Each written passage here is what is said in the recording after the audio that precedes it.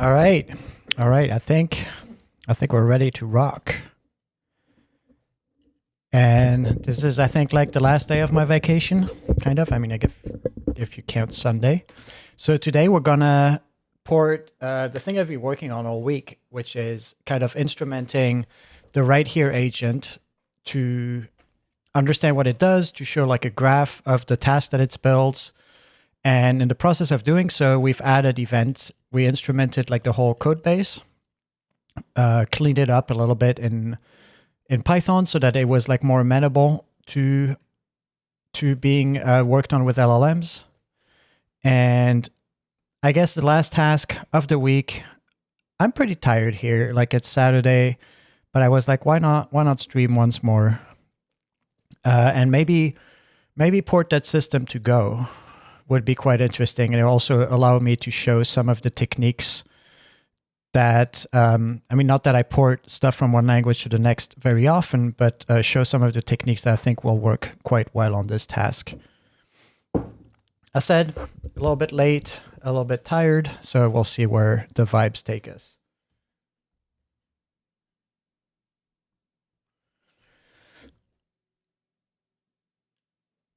All right, so if we look at our code base and we look at the system we built, I think if we go, we should be able to see a whole bunch of tasks in our front end. And so what happens here, the front end's getting uglier and uglier as I add more functionality and as it like starts to lose its styling. I don't care. We can always like redo this later on. And the thing that I want to do now is these events get emitted by the agent, which is in Python. They get sent over Redis. And then from the Redis, there's a further Python process that dispatches these events over WebSockets, right? And so I want to take that Python. It also does a bunch of stuff more now, which is it stores them into a database. It does reload them and serve them when the whole service starts, and then it dispatches them, right? So we have a bunch of functionality in this web server. Some of it being like not entirely trivial, and I'm pretty sure I already started porting it to Go, and I have like a full port that I never looked at that I asked one of the agents to do, which is like kind of porting the whole thing to use Neo4j. I have no idea what this is all about, and I have no idea if it works. Probably doesn't. So I'm basically going to restart my whole Go from scratch, and I'm going to create a bookmark for the current branch we're on, just so that one day I'll be able to like look back at whatever the Go is in here. So what I'm going to do is I'm going to add a bookmark slash, I guess I already have a bookmark. Go back up 2025-04-26, and I'm going to push that bookmark just so it's handled. And then let me also commit the changes I did to the React, which was on we're going to go back to the previous branch, which is task add observability. We're going to commit everything. And then, I don't know, commit UI changes, because in this case, I actually don't remember what it was. And now I'm just going to delete everything that's like kind of Go stuff. So I like command. I like, I'm going to leave the command thing, the backend. I think this is the original backend. Not going to touch that. I'm not sure what this is all about.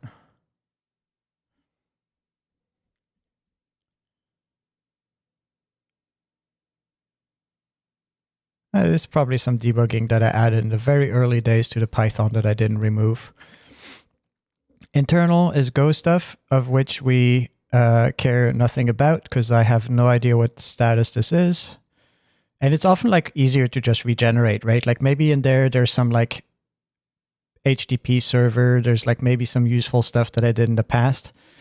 I kind of don't, even if I ask an agent to understand what this is all about, I just don't really don't really care at this point. I actually want to restart from scratch because I don't have any context about this. I bookmarked it, but that's all I'm going to do. And however, what we're going to do now is start to build in my standard workflow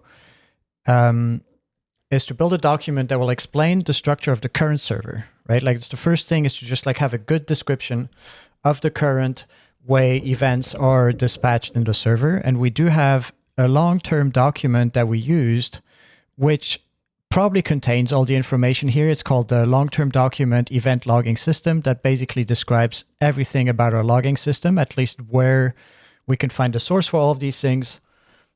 And I'm going to leverage that document now to create a specification for the events that we have, to create a specification of what the server behaves, which API routes are there, what is the protocol that's being sent to the front end, because I want it to be a drop-in, right?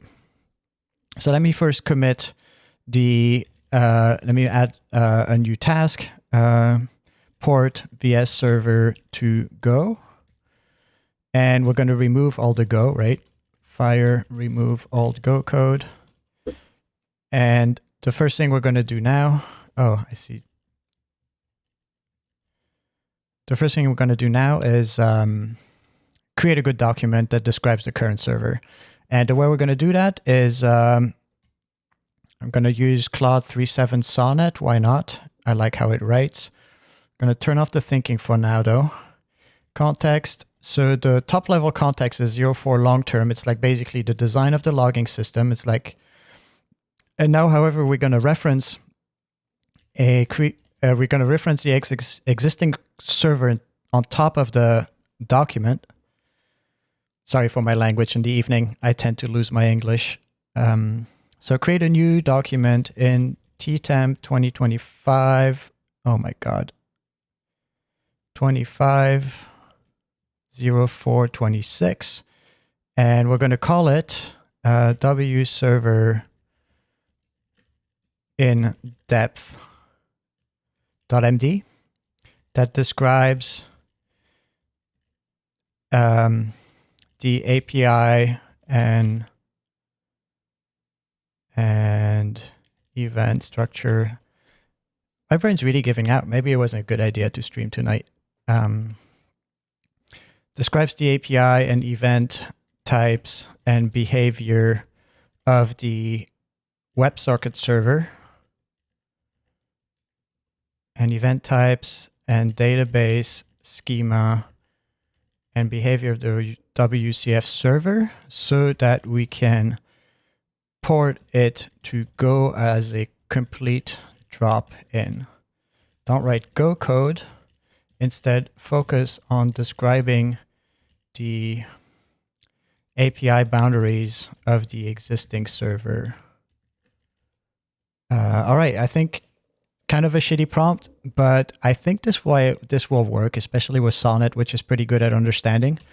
Potentially, if the result is not great and it doesn't get better after regenerating, and before changing the prompt, I will probably switch to Gemini and just see, does Gemini gather more out of that? And then I might switch to a two-pronged approach after on to get more context for a reasoning model to do their work. Because the thing I'm afraid of is that Sonnet 3.7 here will try to do too much and will start porting it to Go because I mentioned the word Go in there. That's the thing I'm worried about, is that usually doesn't stay in its lane.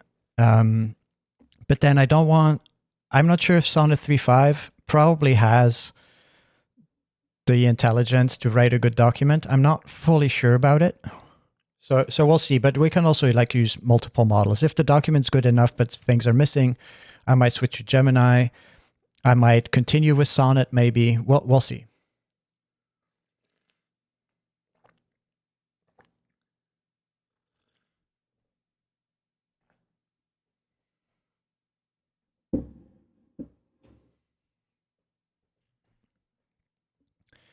The problem with Sonnet is also that we just have to wait.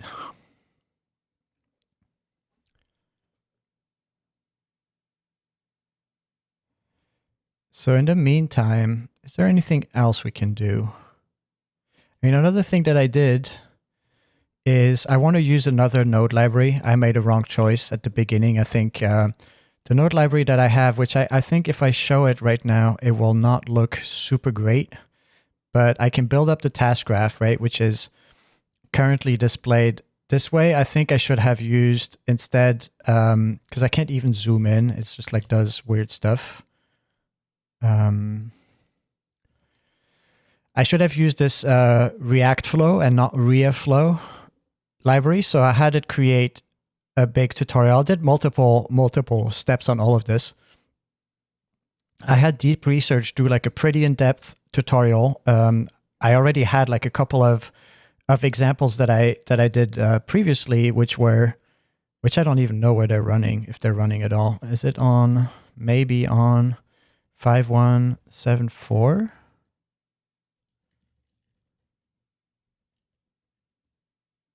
Yeah, so this is kind of the thing that I did earlier on, where you can kind of build a task graph, and this is the new node library because it just seems like a little bit easier to control.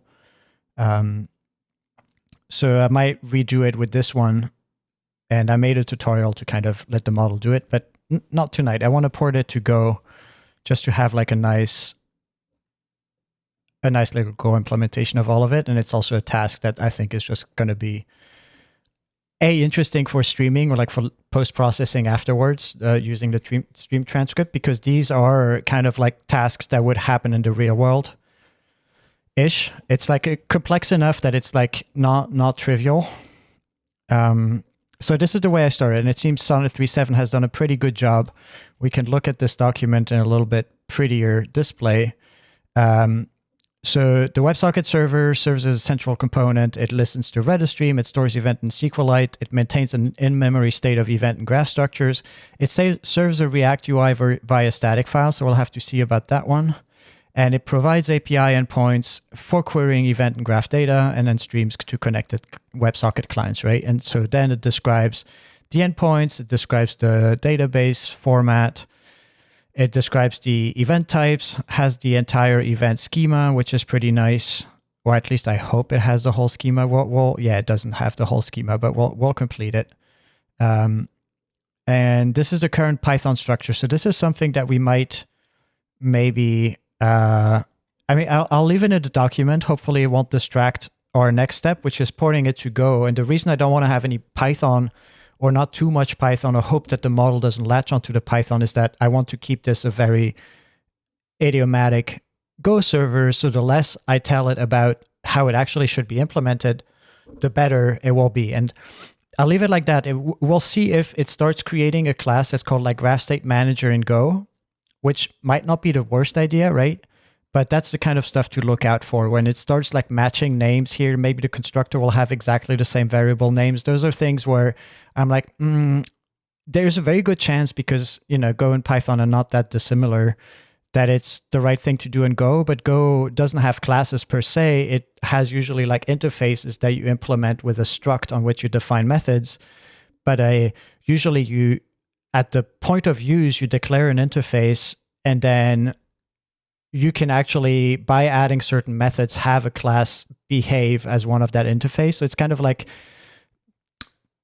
duck typing. It's not. It sounds weird, but once you get it, it's like then you switch to being. If you come from a language that's like object oriented and move to Go, that's usually, at least what I, for example, did, is like kind of think of structs as classes, but it's a little bit more both rudimentary and like more flexible than that. So here we have implementation notes for the Go port. Fast API for the Go. The Go is Gin or Echo. So we want Echo. We want Gorilla WebSocket. Sure. We want all of those make sense.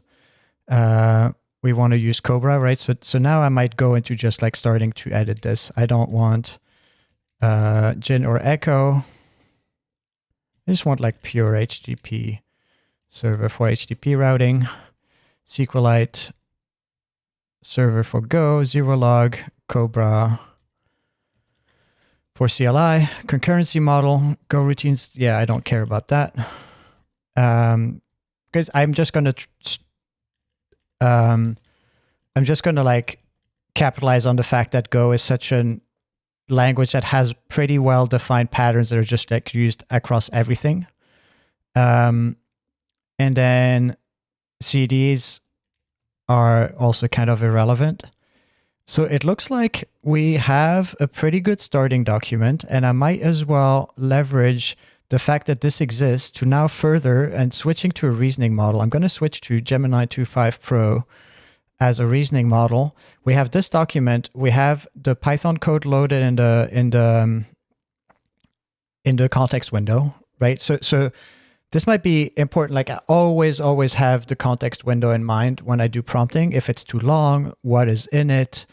How much thinking tokens might be in it. So it's kind of hard to decipher in Cursor what the window exactly is. And one of the reasons I might switch pretty soon.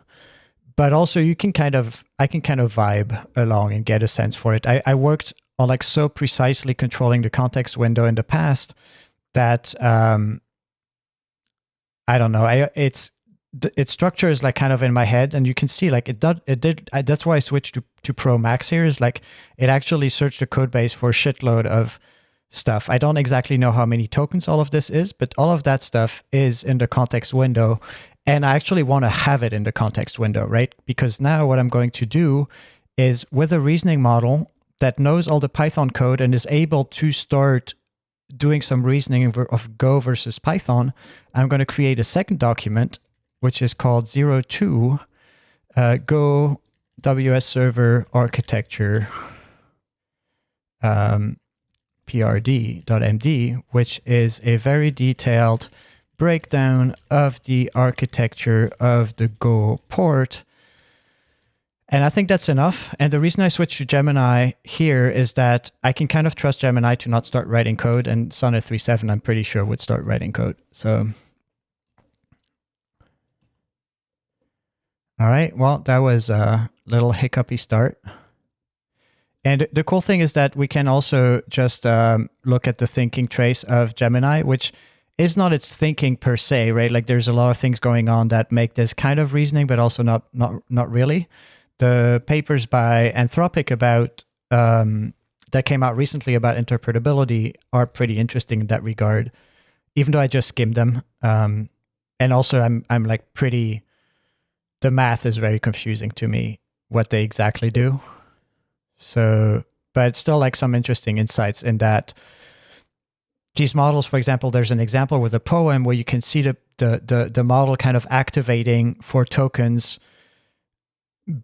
before like filling out the rhymes. I don't exactly know how to explain it. Like I'll have to go back. But so the trace here is pretty interesting, even though this was really short. I could maybe prompt it differently. I'm not sure that this is what I want actually. So let's see. See, I don't care about this stuff. This is pure slop. Then we do have a diagram, which is from HTTP server, static UI files, updates the state managers. See, it has a word state manager in there. I don't know if that's too much of a good idea. We have a main application, which is in the location that I want it to be. So what's nice about these documents, right, is that I can very easily go in and kind of just edit things in here. Because another thing that I don't like about Cursor, and like most things don't do, you can't edit the response of the LLM. But it's totally possible to edit this and like send it back to the LLM and just like gaslight it into telling it like, yeah, you chose the right file names, which is an extraordinarily powerful technique. Like I used to do that all the time when I was just coding with my own client. Because then the model is like, yeah, I came up with this file naming path that's great, and just like continues straight ahead instead of like kind of fighting you on it. See, I never use like an internal package thing, but we're going to keep it. This WebSocket hub is something I really should abstract into a library. So I'm not sure how this is going to go. Then we have the Redis listener. Oh, I remember one thing that I wanted to do here, which is I want to play with the idea of doing the events with Watermill, but maybe I should leave that after doing it manually because it's a pretty easy event system for now, and then see how I can prompt the Watermill framework, which is an event-driven framework for Go, to replace like the hand-rolled Redis. The problem is that I don't really know Redis streams as events, and I don't really know what Watermill, which has a Redis stream backend for PubSub, is going to make out of the way this is implemented, and if there's going to be incompatibilities or so. So this all looks pretty decent, right? The database. So you can see it used the same words as in Python, right? Which might not really be the worst idea. But it uses the exact same method names, right? So this is why I was like a little bit, do we really want that? And also, I think it's kind of okay. Event manager and graph manager and database manager, right? Like that's the same names as the Python classes. All right, so that's good, right? And this is much easier to handle than if you were to have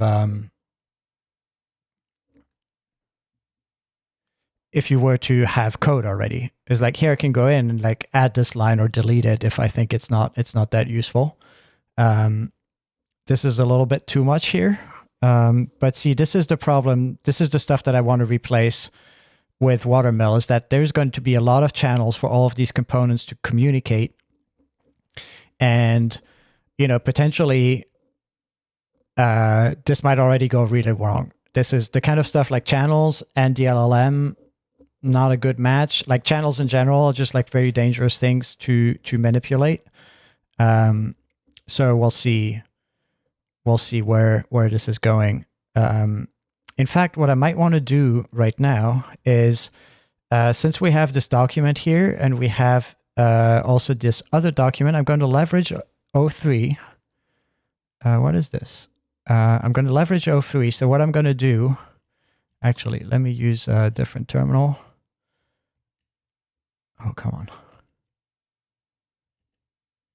on. I'm going to use my command line tool to collect some of these files, right? So one file that we have is the event logging system, right? So I'm going to, I don't know if I'm going to show us how used to do it the old way. We have the long-term document, and then we have in our 0426, we have these two documents here, which might also be pretty good. So I'm going to add this.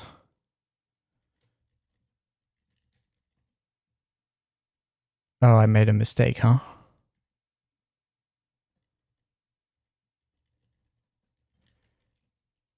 And then the other thing that we want to add here, so I'm just taking a list of the files that are interesting to me. And I'm also going to, what are the files that are mentioned in here? The Python files is, the Python files are, let's see, on the Python implementation, they're all in WS Server PY, but WS Server PY has probably been broken down in a couple of includes, right? So the event state manager, the graph state manager, the database manager, and the service config manager. So what I might want to do here in switching back to something like 3.5 Sonnet is write a little shell script that lists all the files relevant to WS Server PY, like DB Manager PY, the included ones, as well as long-term 4 and all the files in gtemp 200426, right? So this is just a shortcut. I want to have like a little shell script that just prints out all those paths. And I'll show you what I do with those.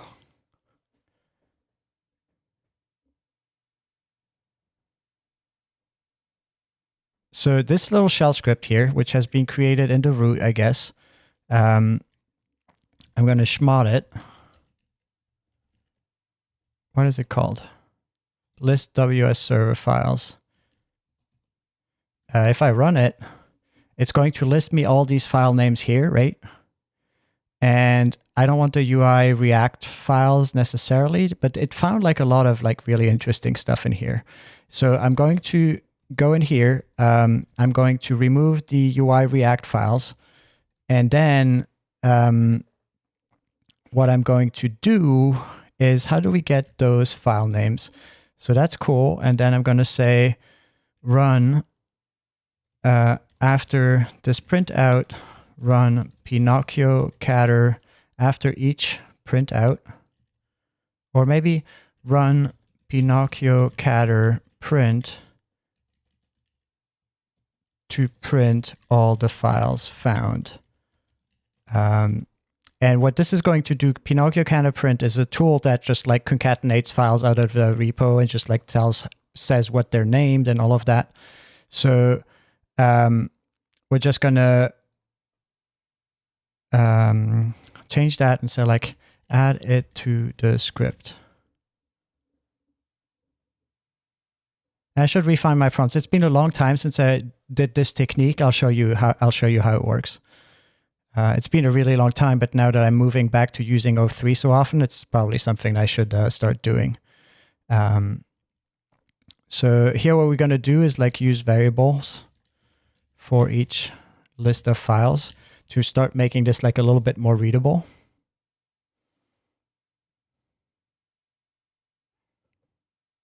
And we're going to take this file, and I think of this file as a dynamic context gathering, right? Like if I start updating the Python, this script, if I run it, will have everything updated, which is what makes it pretty useful for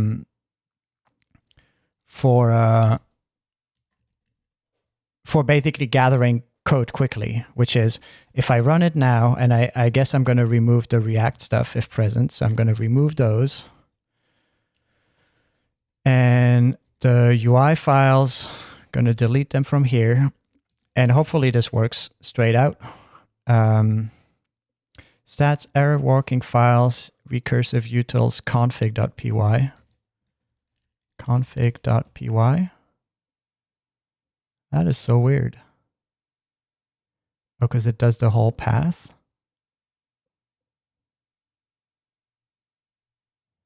How does this, what script did it generate here?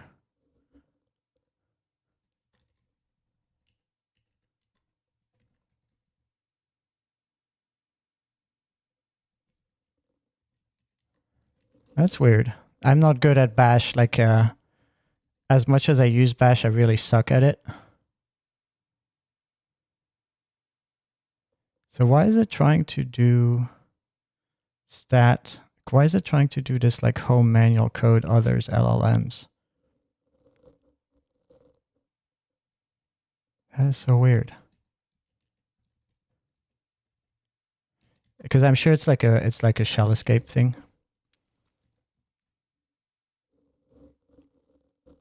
Printing all files.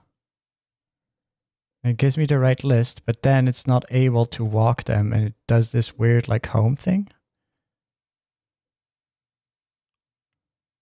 Which it doesn't even have here.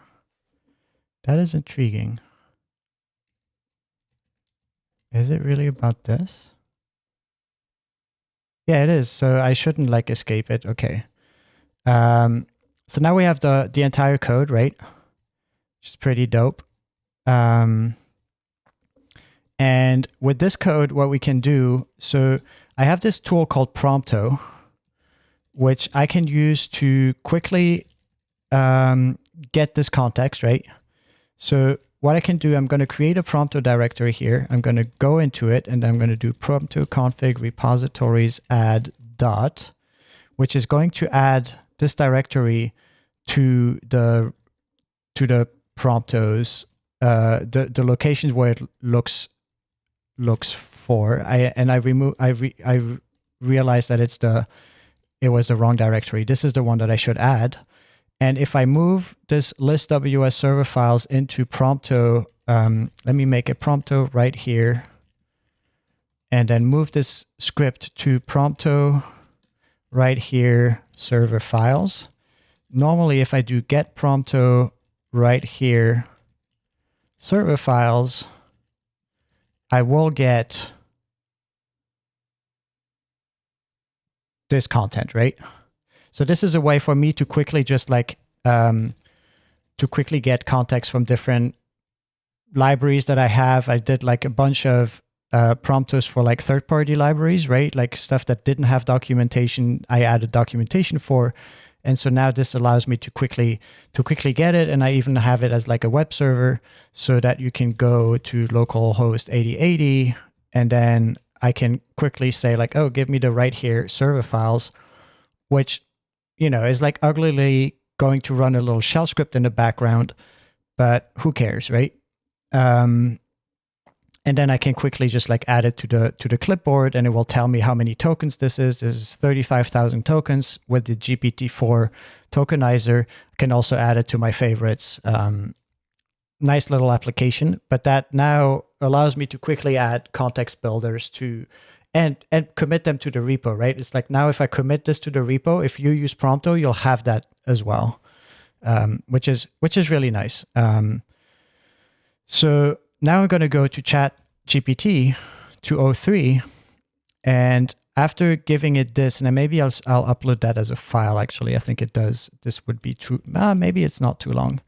So what I want to do here is design a. Actually, I don't know what I wanted to do with it. Okay, so yeah, I know. How would I implement this using the Watermill event routing library in Go without changing the Redis API? And I don't want to turn on deep research. I'm just going to see what O3 does. Cool. Yo, what is going on? This is like Saturday. Today has been pretty horrible in terms of like things. What is it doing? This is like my previous query. Like comparing the surfaces of Germany to US states, and like creating a new chat didn't work. This is so weird. So I'm going to say, how do I implement this without changing the Redis protocol event structure using the Watermill Go event driven library so that I can avoid channels between the different backend components. And hopefully O3 is also going to just jump on web search and kind of start looking for information about Watermill and give us back like a good document that we can put in there as well. Because I think the fact that it mentions so many channels and all of that, that's not something I want to even start with.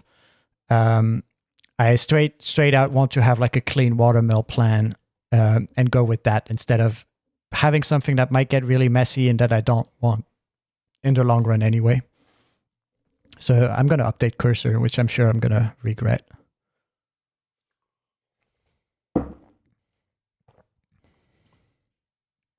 Oh, we already have right here open.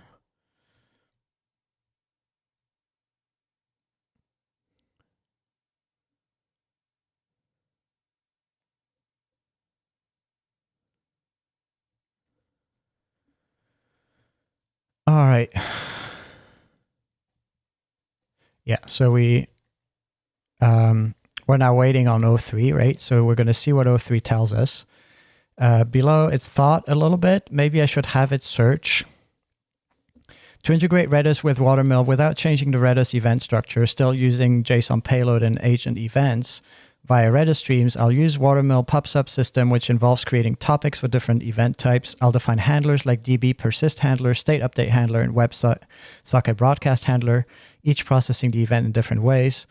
We'll use the fanout feature to send to multiple handlers. I'm curious to see how good it is at Watermill, because I'm always a little bit confused once I start going into the Watermill stuff itself.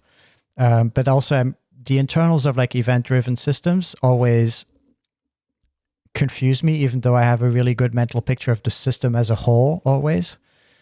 All right, so that every backend component consumes the same Redis stream message directly through Watermill's router. So there's a single source of truth, the Redis stream PubSub. Every Watermill handler gets its own copy of the same message object. So that's right. We register 3 different handlers to the internal PubSub part, and then we use Watermill's middleware handle, the back pressure and the retries, which is why I want to use Watermill overall. No internal channel, same wire protocol. And now it's going to update our internal structure a little bit and give us the minimal working skeleton. I'm not sure how good that is. I'm going to take this back into Cursor over here, and I am going to potentially go to create a new chat, reference our plan today to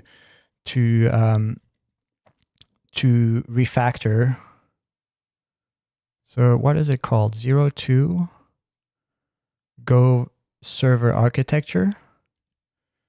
So we're going to say update to use the research about using Watermill.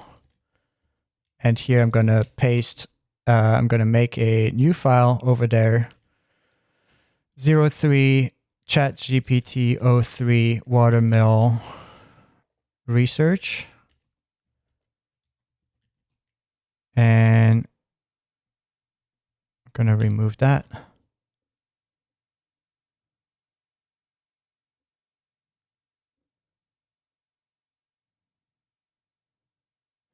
And see, this is the part where I'm like a little bit skeptical, also because I don't really know what it means. And so what I'm going to say to research about Watermill C03 ChatGPT 03 Watermill research, general context. So because we still don't have like really a full explanation of what we're doing, I'm going to add this long-term document about the event logging system, right? And so hopefully, oh, did I use 3.5 Sonnet? At this point, I can use 3.7 Sonnet because it knows that it's not going to write code, and it already has like a bunch of structure from the existing documents to kind of know how to behave. At least that's what I hope, right? But because it only sees markdown files, I never asked for code. I just said like update this markdown. There's a good chance that it will stay there. I mean, maybe I'll start writing some Go code and I'll be like, yeah, that's 3.7 for you. But we'll see what happens. And then the first thing I'm going to do after that is I'm going to create a small self-contained Go server that only prints out the events received over Redis on stdout, right? Just so that we can see, oh, is the Watermill part, which is the one that I'm most worried about, the most brittle about, find the most brittle, see how far we get, and just debug that part. And once we have that working, there's probably going to be, I mean, either it one-shots and it works, which is great. If it doesn't, we'll have to update these documents with the information that we learned. And that's why it's nice to have something small as well, because the context window, if we summarize it to update the existing document, will be only about Watermill. It's totally possible that then I'll just throw away this first version of the Watermill listener and just be like, yep, that was useful. You served your purpose, which was to get the other document back into a good state, and then I'll restart from there, right? So when we see what it updates in terms of the document, it's like suddenly we have our 3 Watermill handlers, which is great. And in this difference here, we don't have the Redis listener anymore. We have the Watermill message router, right? It did change things from WebSocket to WS, which is like different models fighting their preferred style of naming things. So we now have the router. We update the WebSocket hub and the database manager to be using the Watermill router, I don't see anything about the event manager in here. Database manager is moving down here. The event manager is not mentioned, but we'll see. It replaces a lot of the data flow now here as well, because it is much simpler in terms of the structure, right? And more, what do you call it? See, and now it changed the Python variable naming to the Go variable naming style, which was like another sign that it's like basically just regurgitating the Python instead of doing Go. In this case, that worked. And so all of these updates seem to make sense, right? So that's great. I'm going to commit this because we now have like 3 documents to start with that I think are pretty good. And so I'm going to store this ttemp. I'm going to add the prompto that we created as well. And I'm going to remove files.txt because that was an aborted thing. And we're going to call this books add documents to build a Go WS server. And I'm going to push that. And what I'm going to do now is like build this first prototype, which is just a test server that does the Watermill stuff. I think I'm kind of tempted to use 3.7 Sonnet just because it has a bigger context window. Might use 2.5 Pro and just say, so big context is 04, the long-term document, because it also has the schema for all the events and all that stuff. And then here I'm going to be from 02, which is our server architecture PRD, implement a minimal listener with Watermill that listens to Redis and prints out incoming events. Nothing more. This is just the first step, right? So we'll see what it does. And yeah, and then we'll try running it and see if it receives the events the same way the Python does.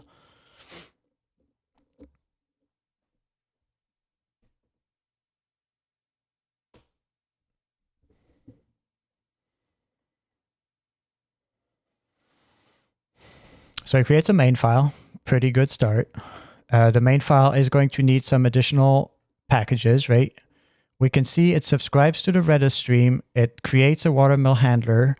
It adds a handler, which is only printing the whole thing. And the print message handler is defined, not in here.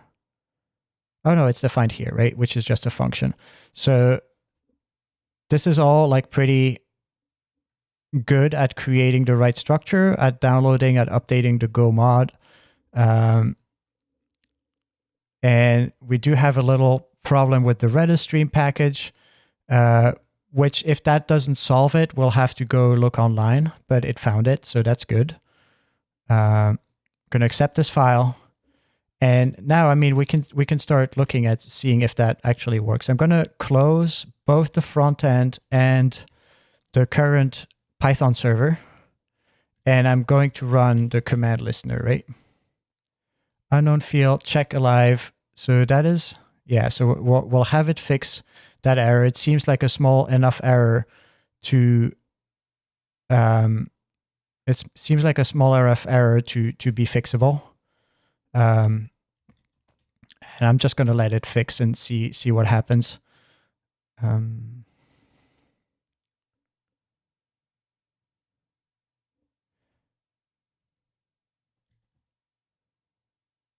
All right, so now we have a crash, which is also pretty good. Also seems like something that we might be able to just fix like that. And here I'm going to start reading a little bit of the thinking trace, because it's a segfault after subscribing to, it's inside the Redis stream package itself. It's not like in our code, so this is starting to be a little bit more subtle. And because I have no idea what it generated so far, and I'm not like a Watermill Redis stream expert, I'm going to have a little bit of a look here.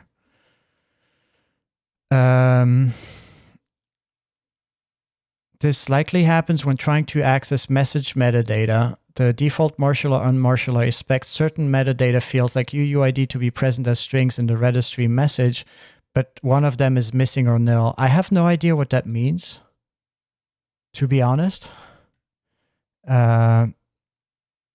It's not adding the watermill message UUID field that the Go default unmarshaller wants to add. And the default marshaller unmarshaller is something that I've encountered when I did the Go event streaming course, and I kind of forgot all about it, which is like a little bit hard to say. But you can define your own marshaller, which is, I guess, what we need to do backwards compatibility, right? So now that we have this, we should be able to maybe not crash. So we do we get messages? So what I'm going to do is, this is kind of a rough display. It's also, how is it doing the logging? Because that was always interesting too. If we look here, we do create a watermill logger, new STD logger with output logger, and then we also have 0 log, right?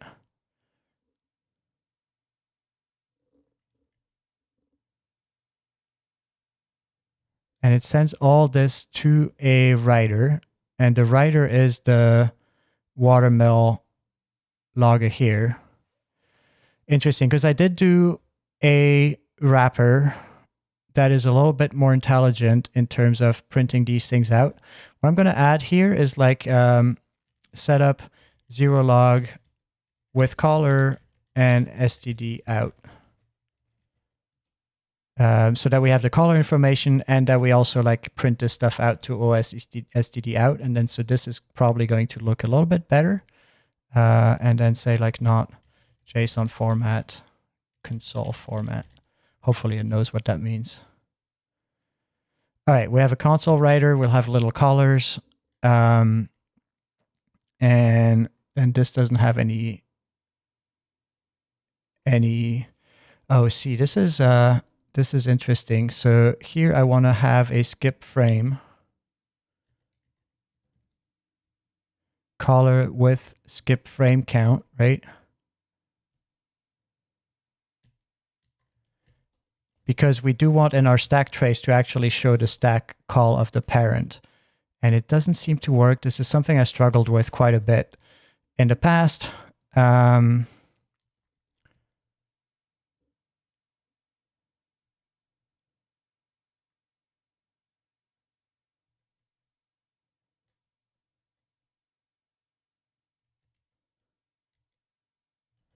not sure if that does it.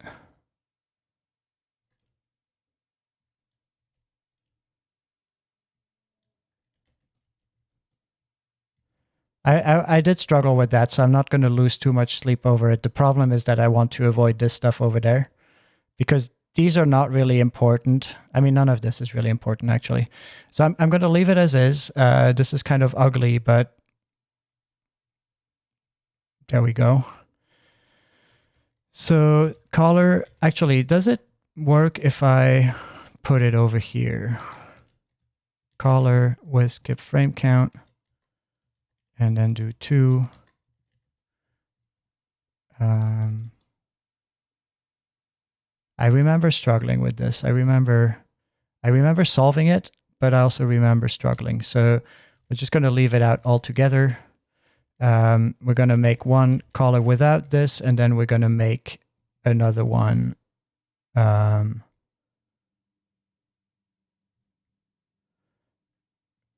Make one with the caller that's just not used by Watermill.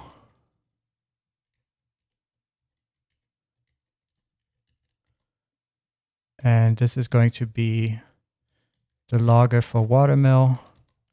And then we'll use the other logger for the rest. So this should hopefully be a little bit more readable. Yeah, there we go. Because this is just all Watermill logging. And it closes the router already. This is weird. Process message, message marshal on Marshall failed, does not contain string payload under key payload or this. So this might be something where we wanna add some more logging, which is logging to the unmarshaller, right? So we're just gonna, no, it's like,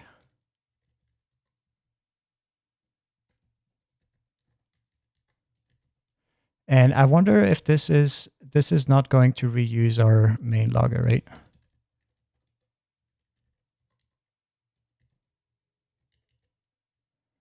How does this work? I have a library to do all of that stuff for me, and so I'm always struggling with that stuff. So logger is equal to logger, right? All right, so we do have an info here. Unmarshall values map JSON payload is equal to event ID. So it's just like the straight payload out of there, right? So it doesn't need to look under, oh, is it under JSON payload then maybe? All right. So we got a shit ton of events, which were probably queued up somehow. We still get the unmarshall values. So we might just like as well paste those in here, right? I don't know why it worked now though.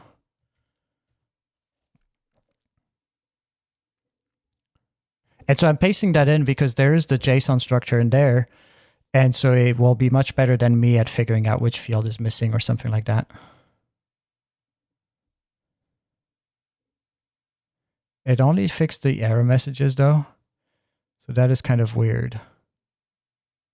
Unmarshall events map JSON payload.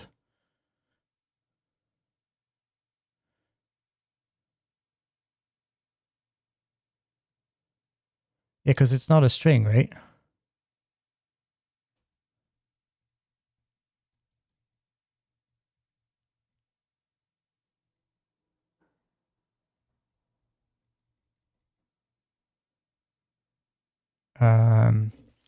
So what I'm going to do is like, if the payload is not a string, then marshal it to a string as JSON. So we kind of need to marshal on marshal stuff, which is a little bit weird, I think. But we need, the message transforms it into something that has a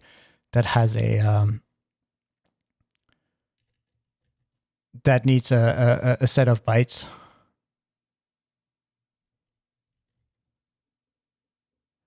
So here now it says received message, blah, blah, blah, event ID, blah, blah, blah, timestamp, blah, blah, blah, all these things queued. And I think the fact that we receive these events every time we start, I'm not sure why do we get so many? And now we don't get any, right?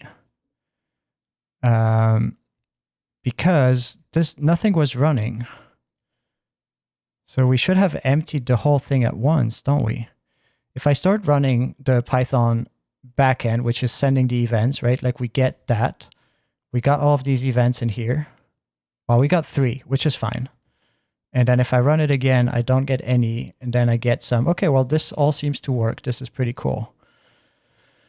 All right, so we do have our very first step, which is receiving events and parsing them, which is correct, right? And so this is a success. Add initial server that just parses events and manages Watermill, something like that. Horrible commit messages. Because what we have now is we have a fixed version of all of this, so we can ask it to update the document, update 02 with the things you learned. Just to make sure that if there's something that needs updating in this document in the future related to Redis and Watermill, now that we fixed this whole like payload parsing, it will be reflected in this document, because I could potentially at some point decide, yeah, I'm going to throw everything away again and just start entirely from scratch, but at least I won't have this like issue here again, right?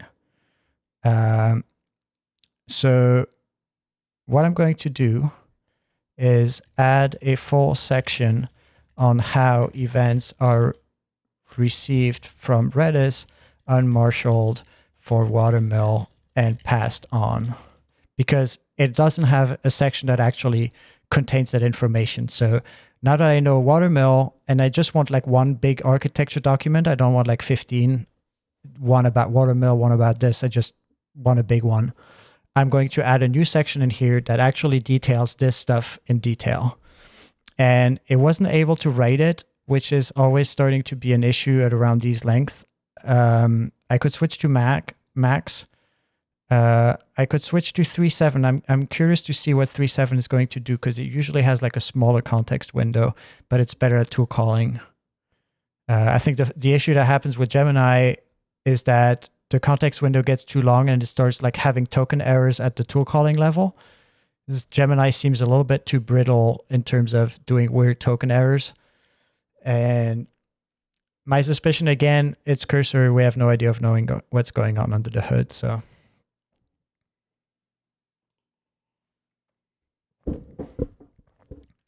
we're updating the PID. We have our first little prototype. And if we look at this overall architecture document, right, like now I'm going to get a little bit more serious, which is maybe what I'll start with first is adding the database manager and the state managers, because those are pretty easy to build and verify, and have them be populated by the incoming events, right? Because then that's something we can test. So now it has a section about the Redis stream, right? And custom marshaller implementation to handle this Redis format, example payload structure. That's all pretty nice. So I guess this is true. I'm not fully sure about this, but we'll see. If we run into issues in the future about the payload, then I'll make a more precise investigation into how Python handles that. Yeah, so what I'm going to do is like confirm that the Redis low-level part is true. See event bus, where all our emitting logics things are. And here I'm going to switch to Gemini Pro Max to have some thinking trace.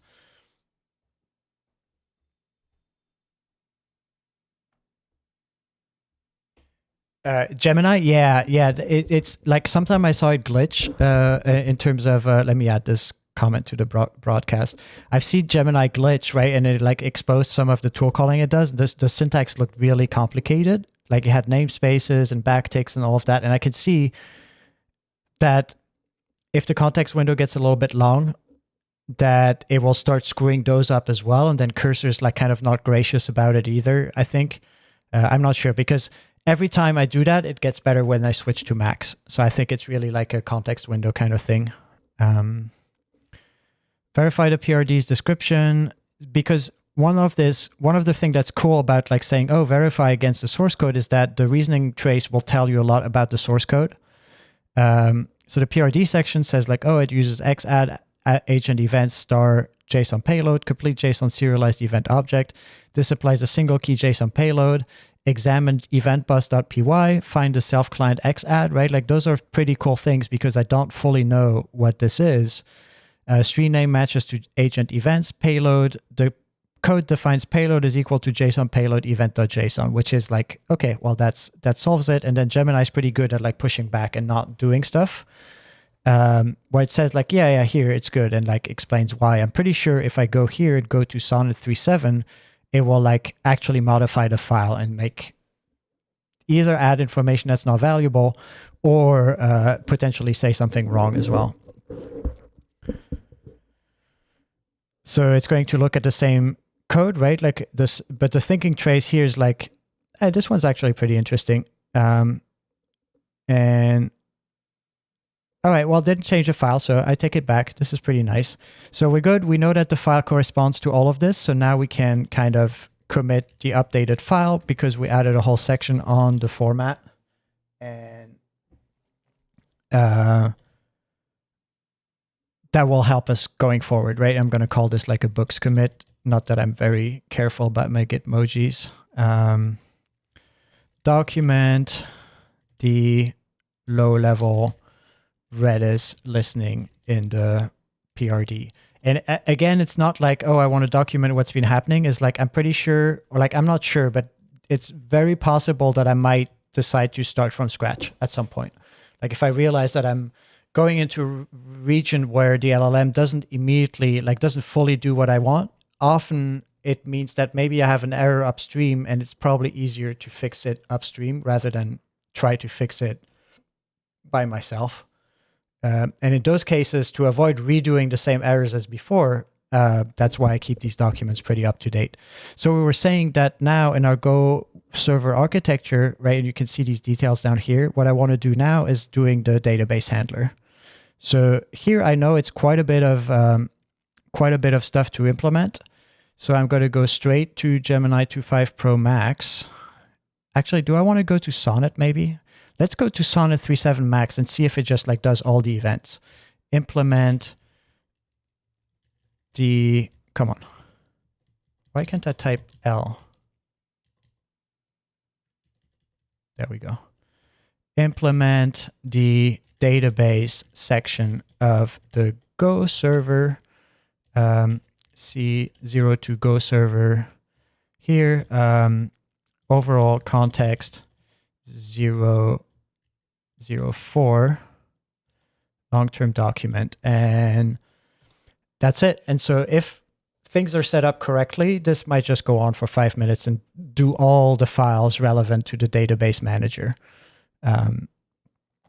Did I use Gemini or Sonnet? Oh, Sonnet. So I hope Sonnet will be like, I'm going to do all the events, while I could suspect that Gemini would be doing only the events that are in the PRD, and there's not all of them in there. So I'm kind of relying on Sonnet's eagerness to do like a shit ton of stuff, right?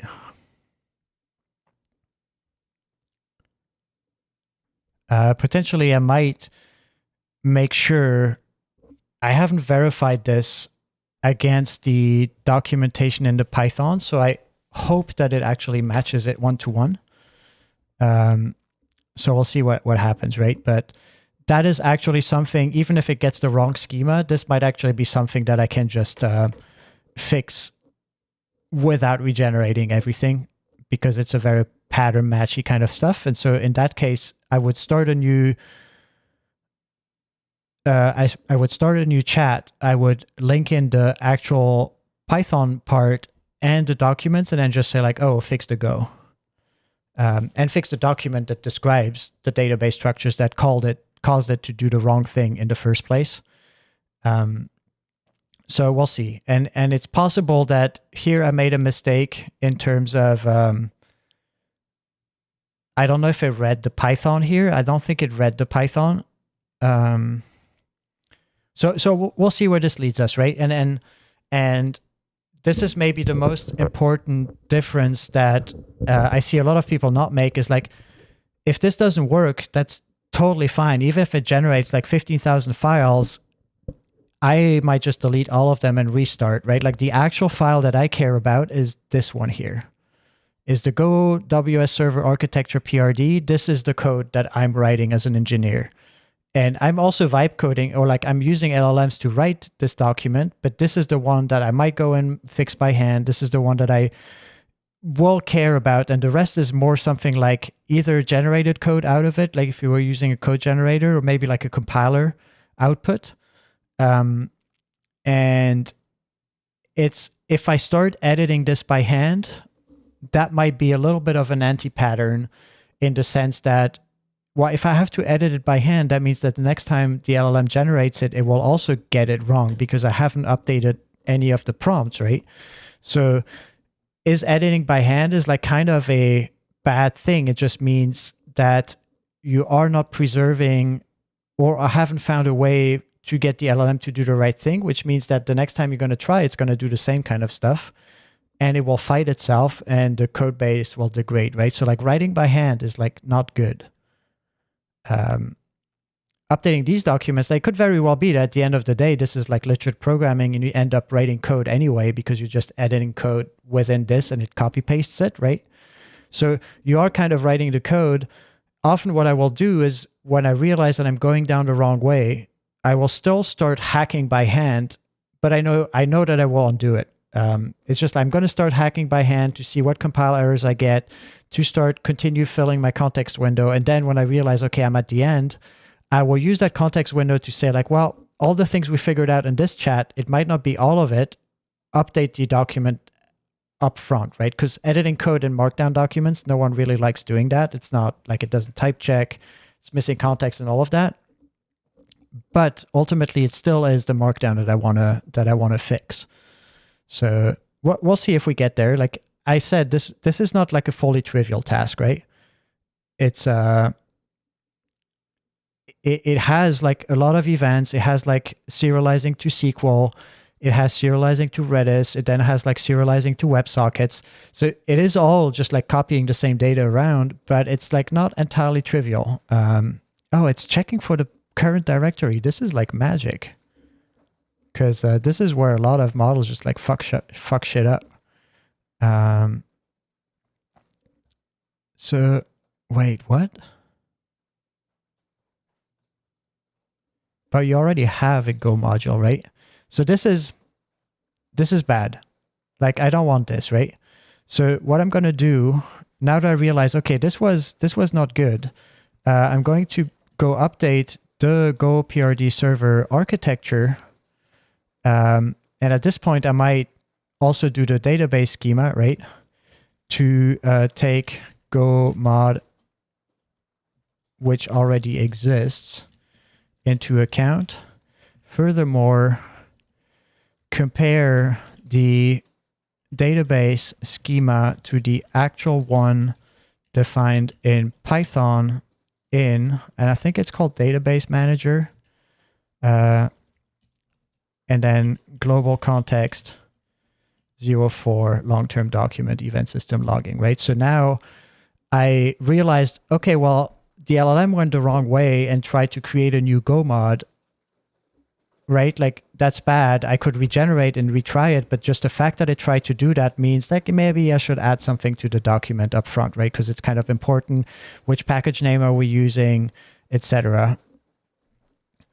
So to align with the existing Go mod and then with the database schema, and if we look at this thought trace of Gemini, for the Go mod part, it will acknowledge the existence and potentially update that stuff. So it reads the Go mod, compare the dependencies, read DB manager, look for these. So here the reasoning, because it doesn't have yet the context of all of this, it's, excuse me, this is,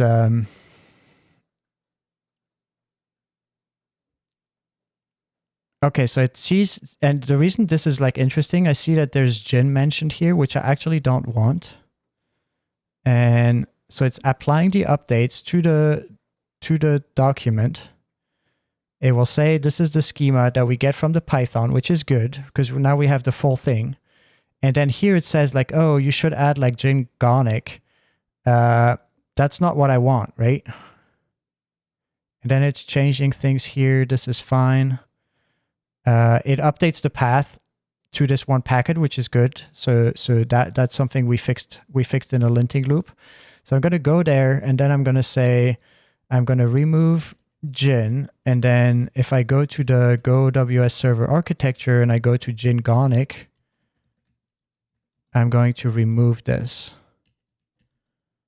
All right. I don't even know if I want to have that in here, but that's fine. So now we have an updated document. We can kind of go back to our previous chat that we had where we tried generating it and it didn't work. Now, if we go back and, just to be sure, I kind of want to re-reference this again just to make sure it reads the updated version. I'm not sure if that's good enough. And then I'm going to actually switch back to Sonnet Max, right? And hopefully it won't do the same weird Go mod error again. And also we're sure that now it has the right schema in full in this PRD document. And the interesting thing about this approach is that the more I fill this out, the smaller the models I can use, because the more and more this is going to be about copy pasting out of this document, right? And I have no choice but to copy paste out of this document because I'm going to keep only the stuff that really is necessary to avoid it making errors. So as you move forward, like these documents kind of, if you forget to update them, they can quickly become really problematic because they will keep you from making wrong stuff. But if you have this workflow where I'm going to try to one-shot stuff right from the first message here, or by two-shotting, by using a first model to fill the context and then one-shotting, that ensures that your long-lived markdown documents that can be used as prompts are of a good quality. And so it kind of matches this like compile, eval, or like maybe test loop where you try something, then you compile and you see if it works. Then if it doesn't, you go back and try again, right? So it's to me, it's like starting to really feel like a compile loop. And while this is running, I'm actually going to go tidy, so meaning installing like missing dependencies. For some reason, the Jingonic reappeared, which is interesting. It got re-added because it's in the handlers.go, which I guess I didn't delete. Yeah, this is all old stuff, isn't it? When were those written? I thought I deleted these. I'm going to delete those afterwards, right? Like those are actually problematic. Yeah, I really wonder why they're there.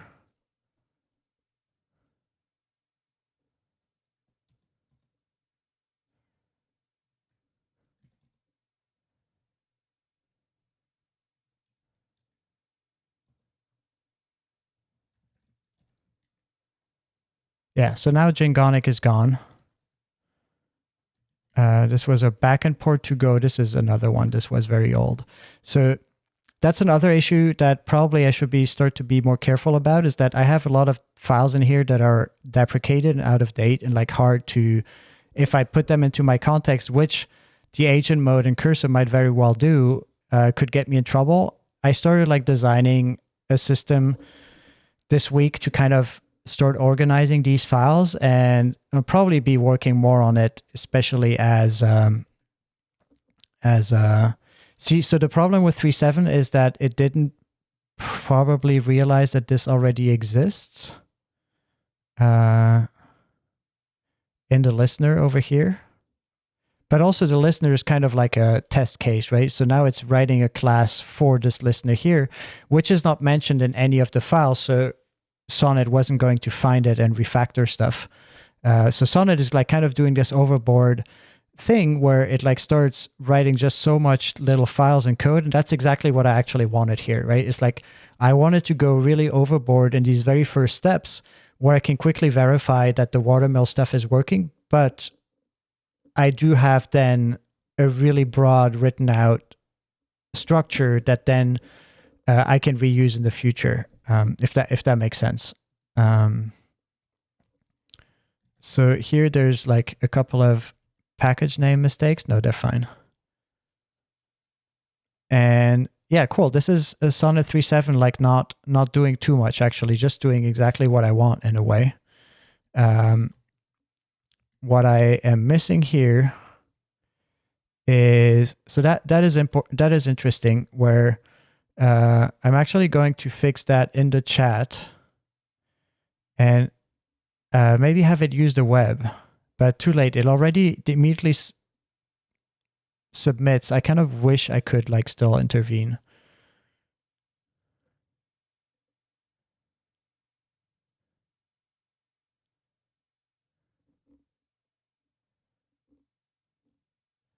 So what did it do? It just like deleted 2 fields. Did it rename something else? Yeah, so it removed 3. And I wonder if, you know, because it doesn't know about this guy here.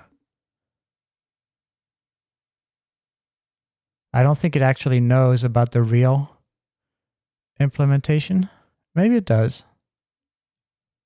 We're going to leave it at that. So we have all of this code that is now set up. And we don't, however, have a command that handles it, right? We have the unmarshaller, we have the DB manager. And so now what I'm going to do, we have the event types, also pretty nice. And those are like fully complete. That's why I was using 3.7 as well. What I'm going to do now is to say like, oh, update the listener to listener to use the new functionality. And hopefully it will like both use event, it will use the router, it will use the schema and the DB manager, and we'll see where that goes. So step by step now we're just like following the PRD, and if there was something wrong in the PRD, we would go back and fix the PRD and then regenerate, or potentially fix as we want and then make sure that the PRD has the instructions to avoid fixing it a second time.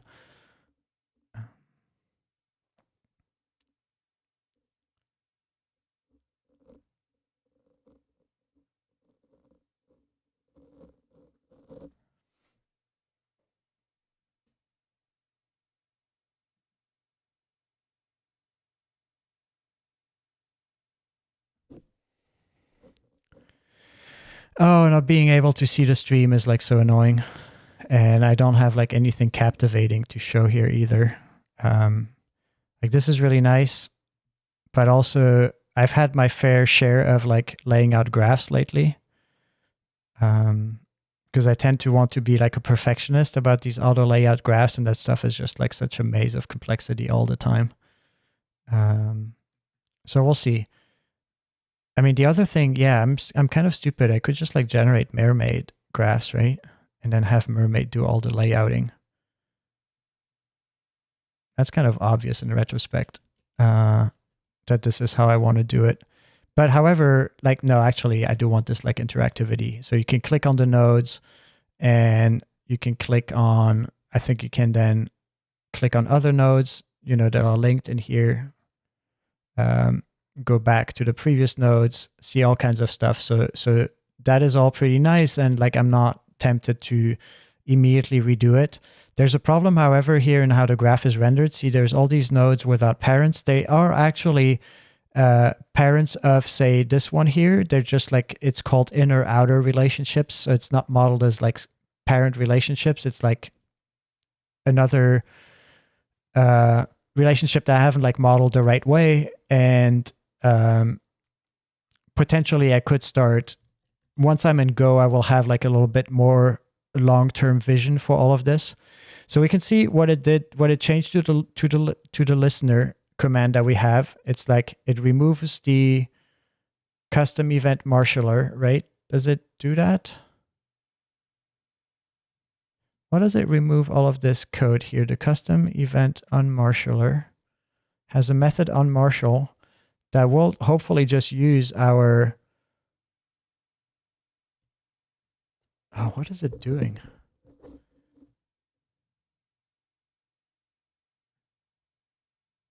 Oh, it's not doing much. Why is it changing all of these things? It deleted the log files, which is fine. The log lines, which is fine. I'm just curious that it doesn't use the unmarshaller over here. And then the router, does it use that?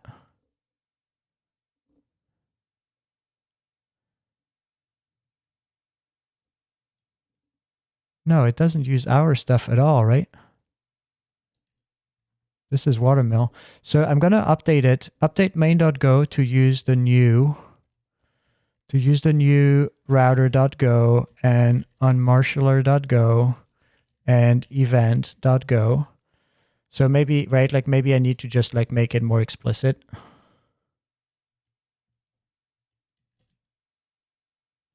So we'll try that, right? And like here you can see how I completely undo it. It's weird that like Sonnet 3.7 didn't like get it. So I mean, maybe we'll switch to Gemini also. Why not? Oh my God, this is not. Saturday is a bad day, man.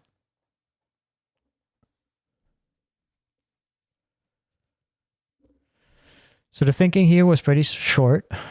Remove the Redis client creation, so remove the local simple payload manager, import the necessary packages, and then define a message handler to parse the payload into package model event and log its details. So that's exactly all the things that I wanted to do. And here we can see most of the code now is red because I do want to remove it, most of the code, and just use like the libraries that we defined, right?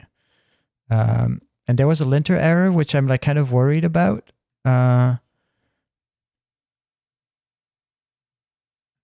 So, all right, this is the package stuff that's like kind of annoying, which is we will have to update the PRD document to say that the base package name is right here, Go. Just to make sure that this happens really often, so it's really important to kind of add it in here.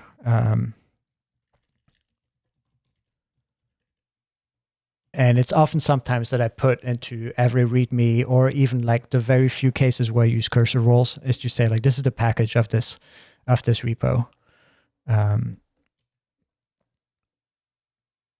I wonder why it removes all this structure. Oh, it updates it with the files that now exist, right? So that's cool. That's also very useful. So now we do have, hopefully our listener now works the same way as it did before. And I wonder where it gets all these events, where they have been queued up. Because I guess they haven't been acked. I'm not sure. Anyway, this works. I'm going to remove the runs that we had. No, not that. I'm not sure what this is. Oh, that's where the database is. So I'm just going to add all the databases to the ignore. And then I'm just going to add everything here and say sparkles add first pass at Go implementation. And yeah, I'm not sure where all these events came from since I killed the Python, but I might have to learn a little bit more about the system that I'm building. So now that we have all of that part, I'm just going to say like, oh, update 02 Go service with all the things that might need to be updated. And we can see it has like written 1,300 lines of code. It mostly hasn't read in other lines of files because it's mostly about implementing the PRD. And then the thinking model, we can kind of check. So it removes Cobra Viper in the dependencies. That's not great. Mentions the use of Go embed for SQL event message format to match the event implementation. Okay. Okay, so this is important, for example, right? Like updating the right field names. So I'm going to say go ahead, but I will fix the Cobra Viper removal. So this is costing us a little bit of money, and we're pretty far in the context window, right? But all we're doing is just like updating files to match the code that we changed. And then the next time we regenerate, we'll get to hopefully something that's pretty close to working the way we do right now.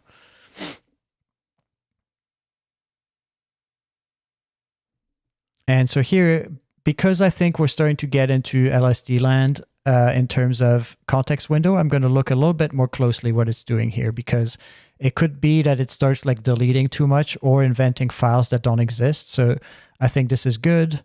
The custom event marshaller is also good. Then schema initialization on startup, ensure DB logic will be replicated to create files.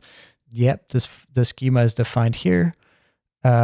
And this is a file that we might not remove, so we might just like kill all of this DB schema in here, right? So we might, since now it mentions the file it's in, and this is not a file we want to remove, we'll just leave this maybe for now.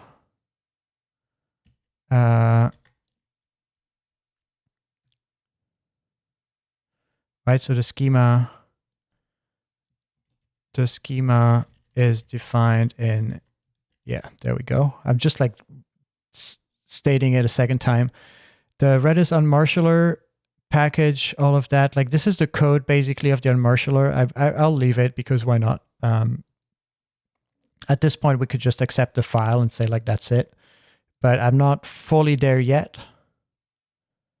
And then this is kind of important, right? Like, because this is the stuff that it got wrong that we had to fix. And Hopefully this wasn't like starting to be hallucinating at this point, because I'm just like blindly accepting. Event structs. So that is interesting. What is it starting to delete here? Why is it deleting all of this text? This is not stuff that I want to delete.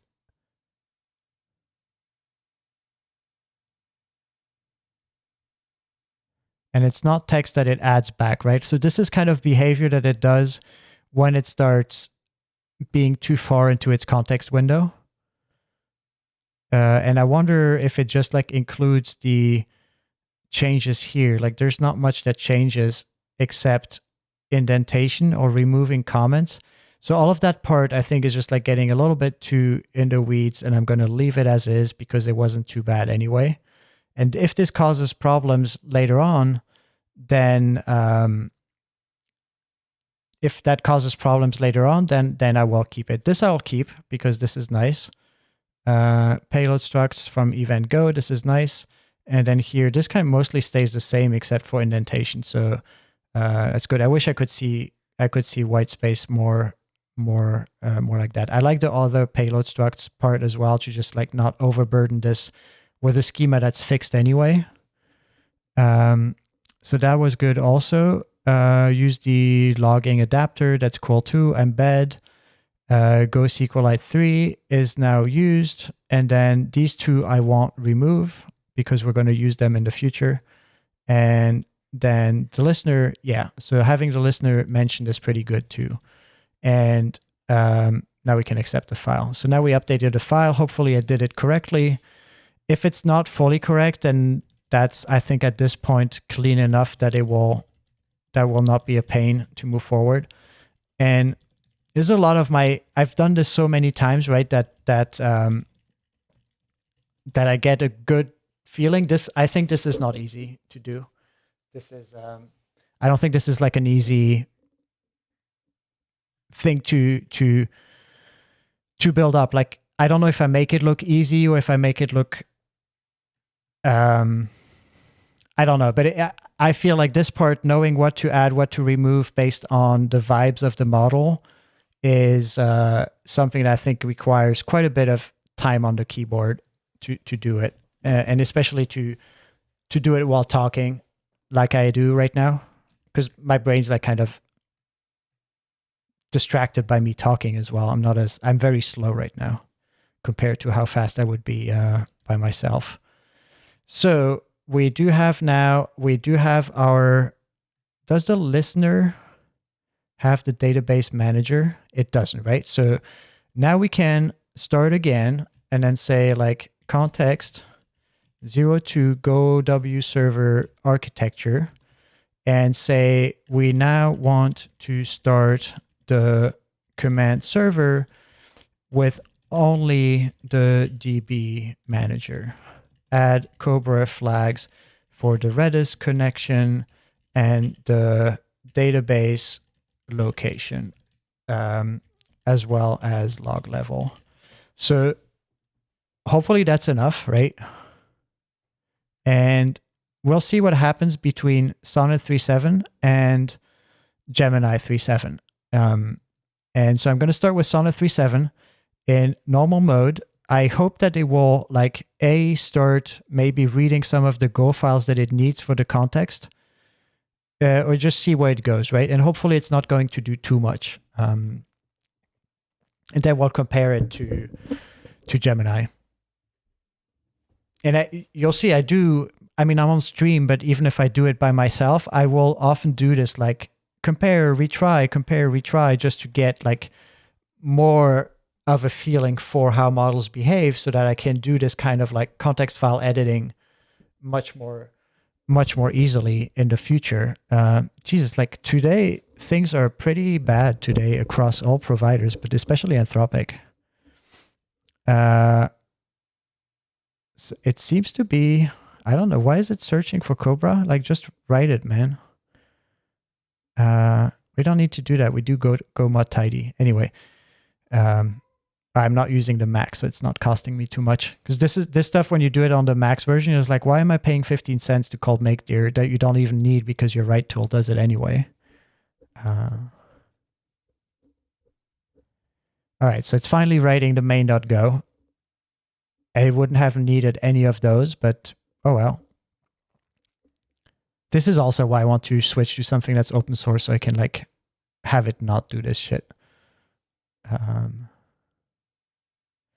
right, and so now we build it. So that's interesting because it will like give us compile errors, which the model will then be able to fix. It probably won't because we already compiled the listener, so this is going to be very similar. What's interesting is that Sonnet didn't go overboard, it looks like. It adds the Redis URL password DB, adds the DB path, the log level. So maybe you want the stream name as well. Running the terminal command. Oh, I heard about this, that like people are saying that it doesn't continue. Oh, but it does. It was just like taking a lot of time.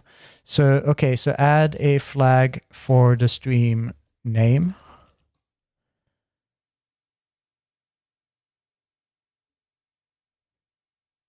All right, hold on, my cat. My cat is annoyed. I'll be right back.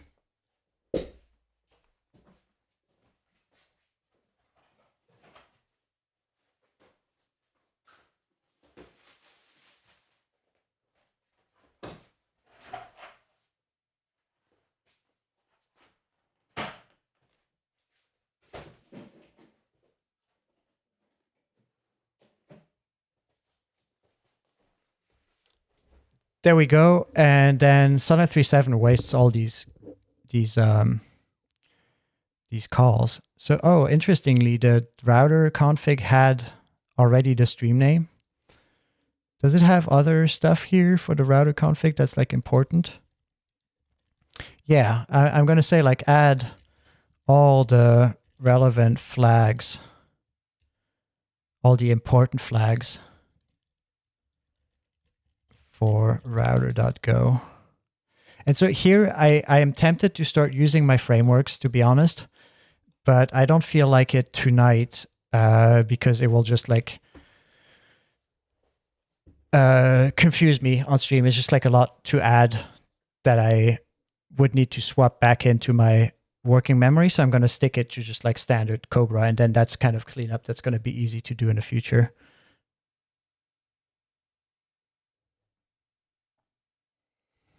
I've become like wary of my frameworks a little bit. Like it's kind of like old world thinking. It's so easy to generate code now using without having like a lot of the frameworks I wrote is so that stuff is reusable. And now often it's like not really reusable because it's easier to regenerate stuff or like do the bare minimum for something the day you need it. My cat, hold on.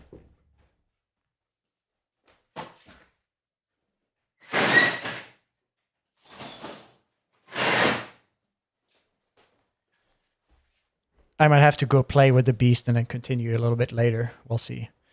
All right, so now the server is running, and then I don't know how much of the stuff it wants to check because I actually don't know how to run this thing, right? Like I haven't written it.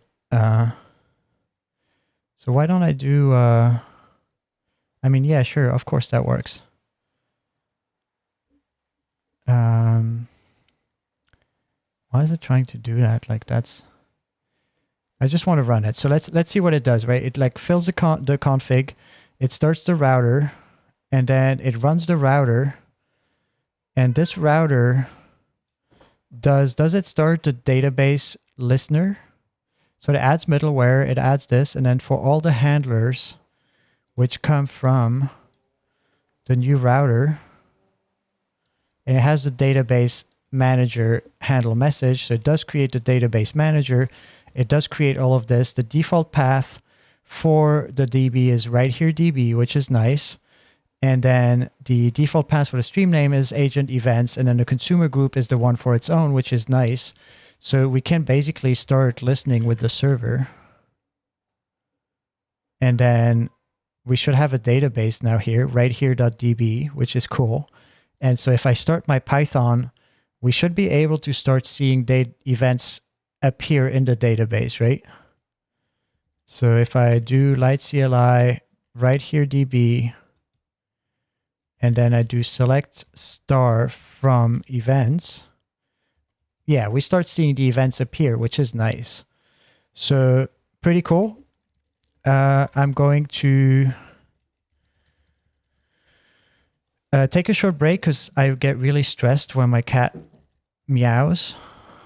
But we got pretty far, and then bin is like, what? Oh, this is also something we might just want to git ignore. Although the model is not going to be consistent at like building stuff in there, but you know, why not? All right, so add server command, and we're in our very first step.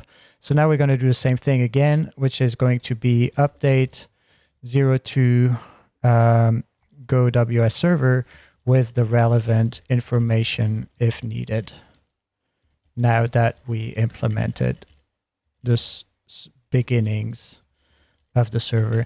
And here, like I said, I don't know if V7 Sonnet is the best idea for updating documentation, if like the more sober style of Gemini might not be the one. We'll see how much it changes, right? And we saw in the previous pass when it gets pretty far in its context window, which I wonder if it's already there, it will start deleting stuff. I'll start doing edits that are kind of out of bound.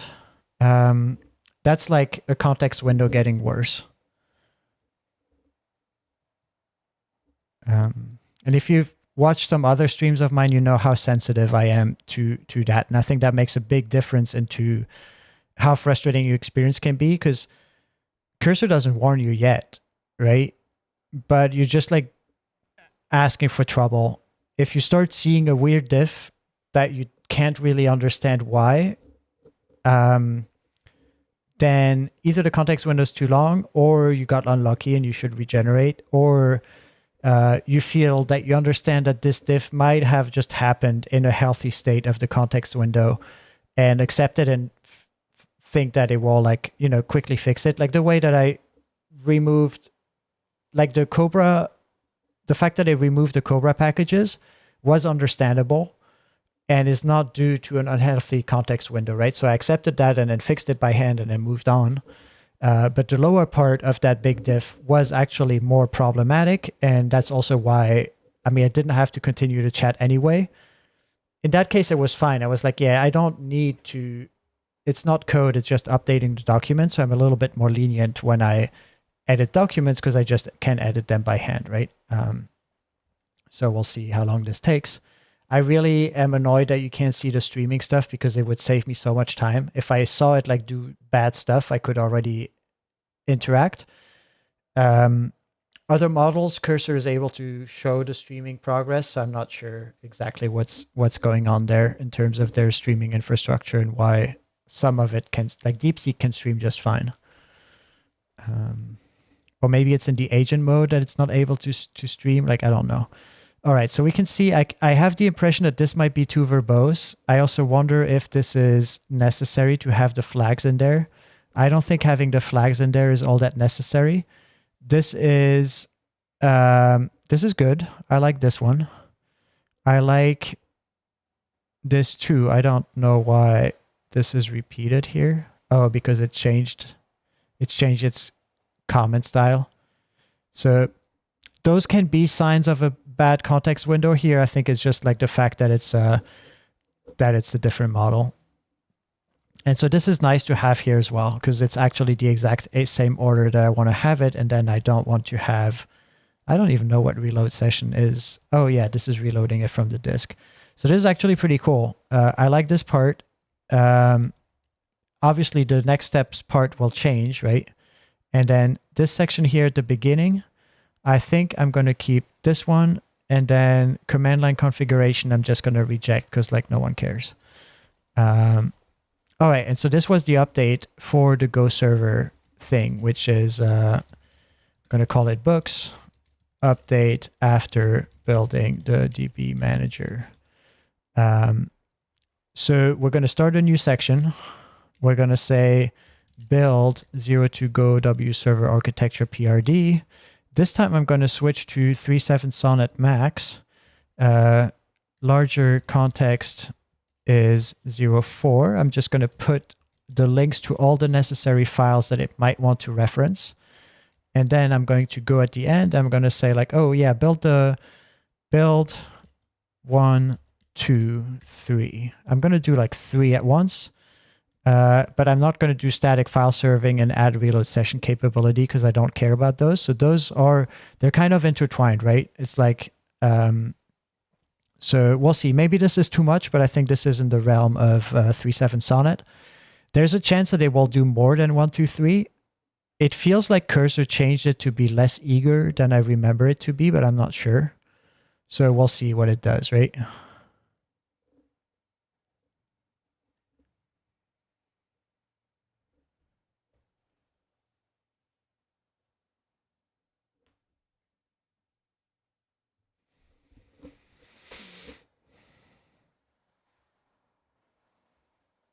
I wonder why it's reading so much stuff here up front.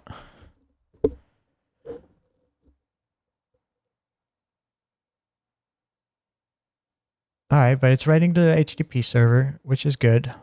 So while it's doing this, I'm just going to go play with my cat a little bit, and then I'll come right back. Maybe I should put up a little loading screen while we're at it. So let me reuse the one that I had earlier. Psychedelic, is that? Yeah. Psychedelic retro bathroom break loading screen. There we go.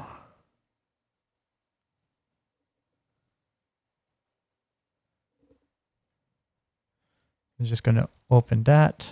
Actually go to 3.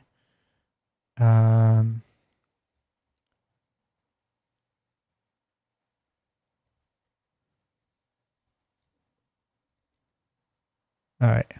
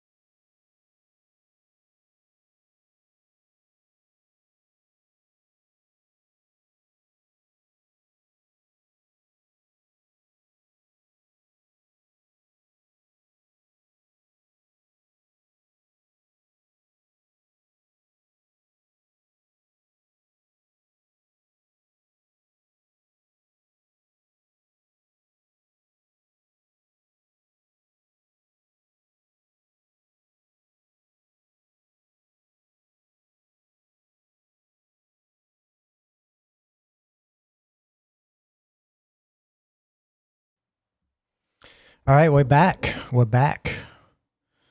So let's continue here. What is it doing here? What did it do while I was gone? I saw it was like working for a long time. So I created the HTTP server. I guess it does need to install now these libraries that it was missing. There we go. Hopefully this didn't create too much trouble that it didn't have like the libraries. So we have the HTTP server, which it creates here, sets up the routes. I'm not sure if this is exactly how I want to structure this thing. It did set up the static file server, which it wasn't supposed to, I think, but whatever. It creates all these like get nodes, get graph, get whatever. So that's cool. Get edges, WebSocket upgrader, handle WebSocket. I am not sure where it's getting that shit from. And I'm not sure because it ignored our instruction to use our group, right? Yeah, I'm not too happy about the structure here. I also don't know what the read pump is.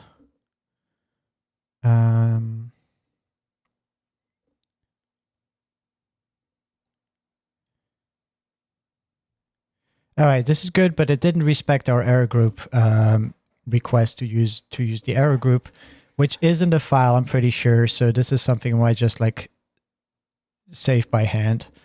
Then the WebSocket hub, I am just going to quickly look over the concurrency primitives. So run is fine. It should use a context. So it also ignored the fact that everything here should take a context. So I'm not sure if at this point I want to like, I think I can add context pretty easy in an after shot.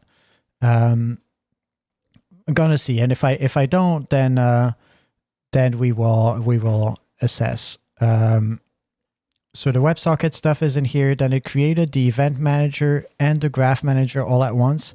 So I might have like bitten off a little bit more than this thing can chew. But also, who knows? Add event. If we've exceeded the main size, we'll remove them. That's cool. Then the graph manager. I'm going to assume that all of this is pretty good too. This is interesting. Yeah. And then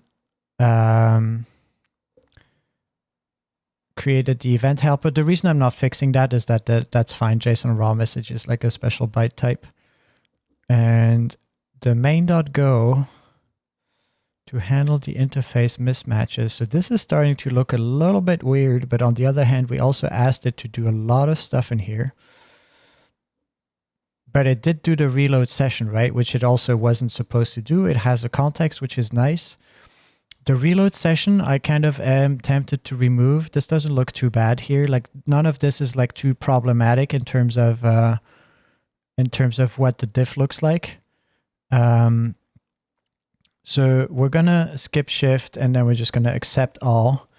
And since we're in 3.7 Sonnet still, I mean at this point I do prefer Gemini in terms of steering. So it's like use error group in http.go to kickstart WebSockets and pass the context object all the way down to WS go for proper cancellation, right? Like this is the stuff that I'm a little bit annoyed that it didn't add.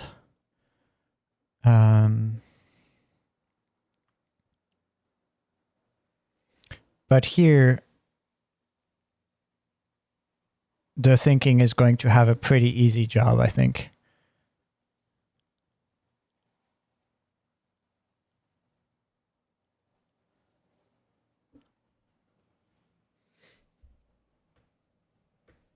So this is one of the cases where I am fairly confident that what I'm doing is okay, but I might be wrong, right? Like I'm not really sure of myself here. You can see this is like a pretty tricky diff. And this is because I didn't tell it to generate this with the context first, right? And so it still has like individual Go routines here, which I find like a little bit interesting. This one's fine because it's just like deferring the stop. But this is the kind of diffs, if I wasn't reasonably confident, I would undo the whole thing. And in this case, I still might, right? Like if I'm starting to run into problems with cancellation here and I can't figure them out fairly quickly, I might just go back entirely. And then in this very first prompt here, I might add, don't forget to ask context, use our group, really just do 1, 2, 3 and not do the reload session. So all of these things that 3.7 kind of introduced. Or I might actually just go to Gemini and say, like, does Gemini know that it should use context? Because it is in the spec, right? So we need to add the Xsync functionality. So what did this do, right? Like this is a diff that, because I've never really even really run this, I'm just going to be like, yeah, let's give it a try. Like what's the worst that could happen, right?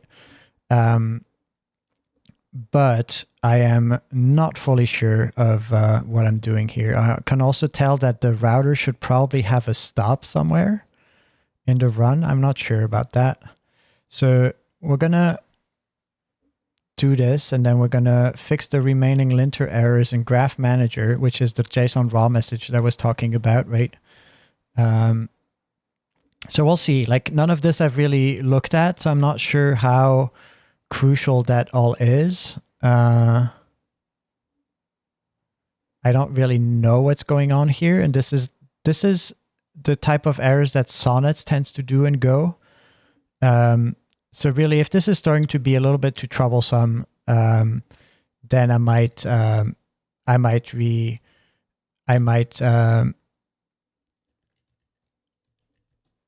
just undo all of this and try it again with Gemini. But so it looks like everything's compiling, right? So we're going to have a little test at this. And is it running on port 999? Okay. So the thing is, like, does our web UI now reload it properly? It should have an empty agent. It should be hitting the right endpoints. And here, I'm not sure what it does.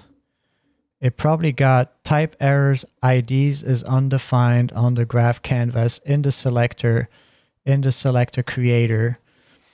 So this is interesting, and this is where it starts to get actually really interesting, right? It's like, why does this happen? Because this is starting to be a proper problem between the UI React and then the Go front end. And I haven't pulled in any of the UI React in here, but this is the problem here where it's receiving. No, this is not the problem here. It fetched the results of the Graphs API, I think. Where is it doing this? The create selector creator, weak map memoize, error occurred in the graph canvas problem. So we're going to add an error boundary around the graph canvas. That's like a good idea anyway. Just to make this debugging a little bit easier. So I'm going to open a new tab. Actually, I'm going to reuse this tab over here. And I'm just going to use 3.5 Sonnet. And I'm going to say add a error boundary around each tab in app TSX, right?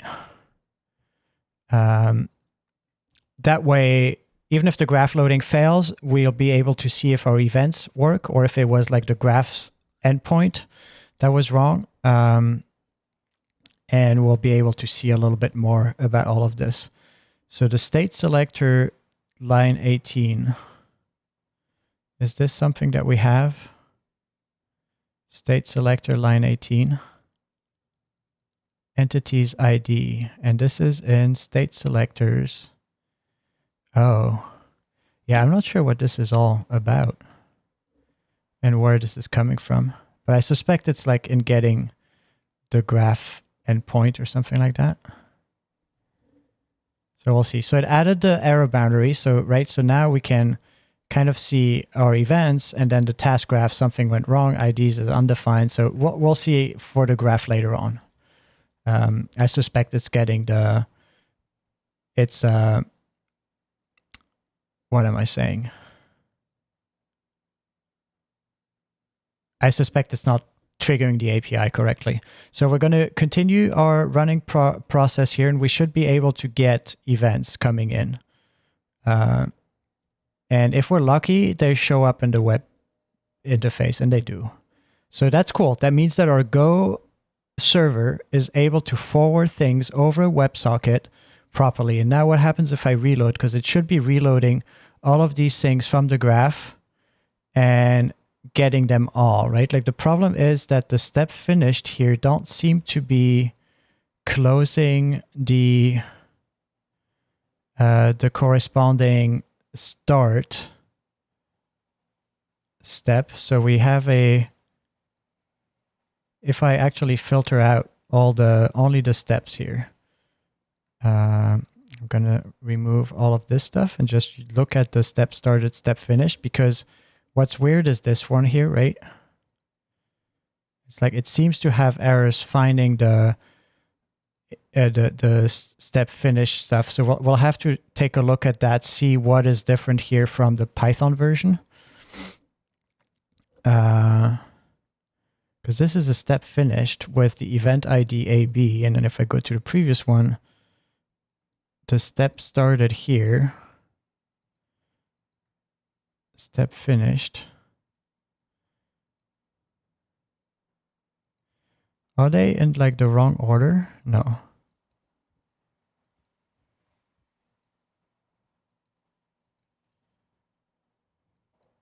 Are they getting, like, I think the event ID is just like broken. It's not forwarding the right event ID is like my suspicion.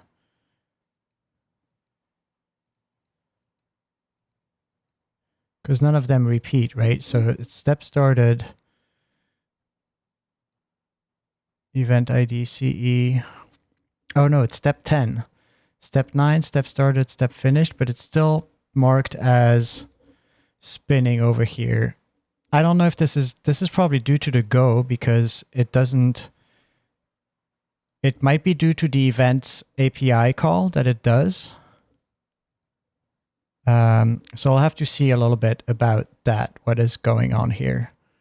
And see if this is like a regression or something like that. Or compare, run both Python and Go at the same time and then see what happens. In any case, I think this is worth committing. So we're going to add package internal and then go mod go sum and cmd. Oops. This is the first add HTTP server to Go implementation.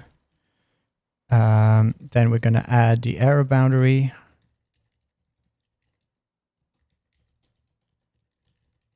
Add error boundary to UI React. I'm also going to update the to-do because I think I'm going to call it a night here.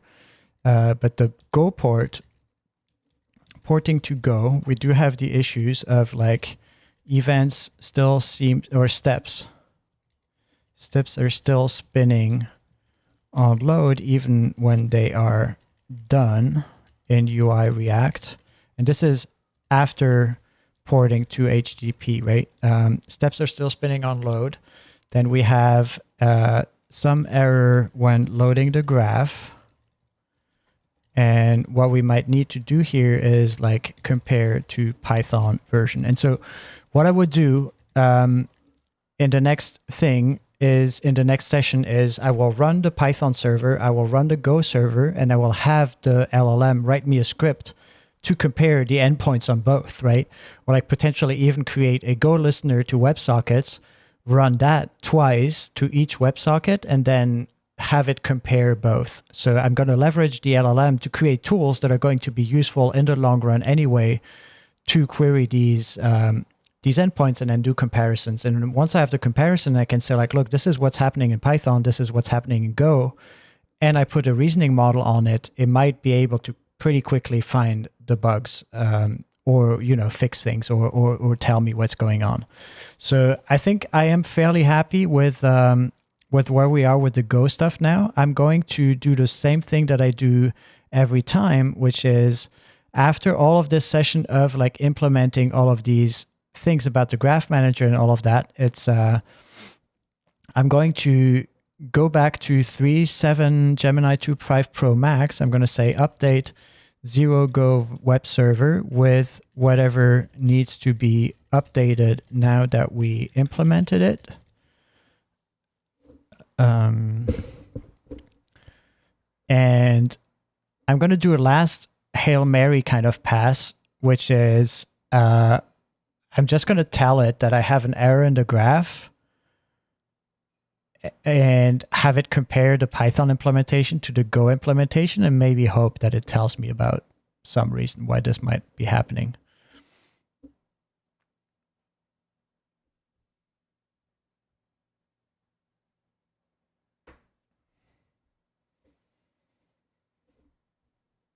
So this is always the exciting moment.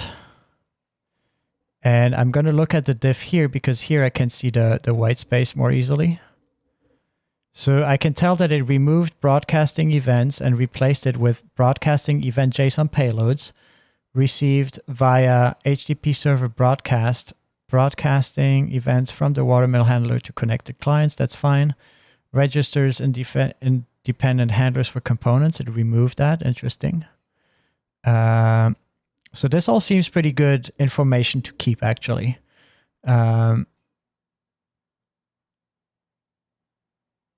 And yeah, no, so this is not what I want, right? Like I don't want it to like check things off.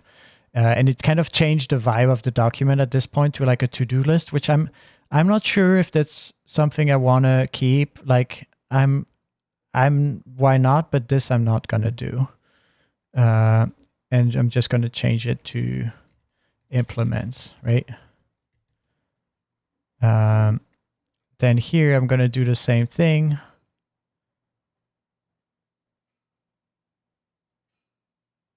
Yeah, I'm not sure if I fully want to keep that the way it is now. I'm going to try. I'm going to go. Like, I don't think at this point I will rewind. I think at this point I might have a good chance of staying with the way things are and just fixing things going forward. Like, it seems to work too well overall. I really wonder why it like removed all of this here. Probably because it says like, oh yeah, now it's implemented, right? But I'm going to reject it. And then at this point, like kind of changes from a planned to-do list to a from a PRD to a to-do list, which reflects kind of how far we are. So here I kind of want to keep the model name, the module, the Go module. So I'm going to do, why is it putting my cursor back there? The Go module is, it's funny when I write with the tab completion in Markdown files, cursor slows to a crawl.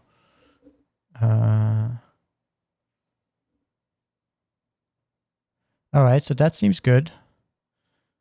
Hopefully it's the right path also. I don't know if at that point the context window, yeah, the context window might be degrading.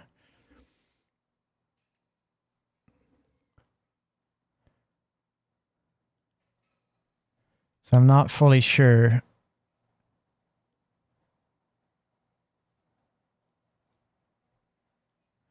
All right, well, we'll keep it like that. And then we always have it in Git, right, to remove it. So ttemp books update what was done in the Go server architecture. And now I'm going to do like kind of a Hail Mary kind of thing, or just like a YOLO attempt is more like what I would call it. So the first one is like the active steps in the front end. So I'm going to say search for all the relevant files to debug the following issue and read them.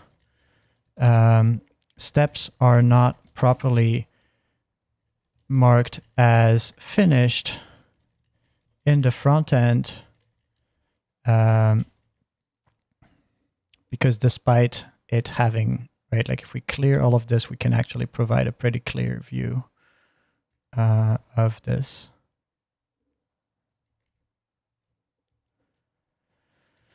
Steps are not properly marked as finished now that we use the Go server, C02 Go server, blah blah.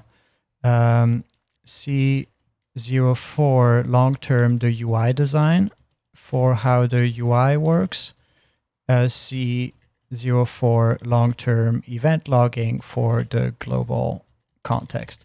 And I am here just going to go to 3.5 Sonnet just to have it like look at all the files and then explain what might happen.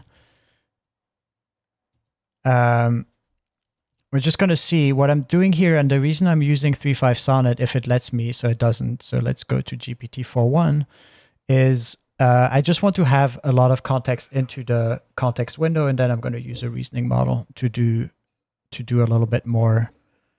So what did it do here?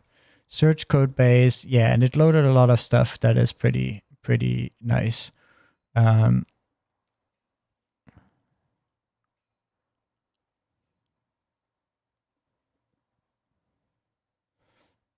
All right.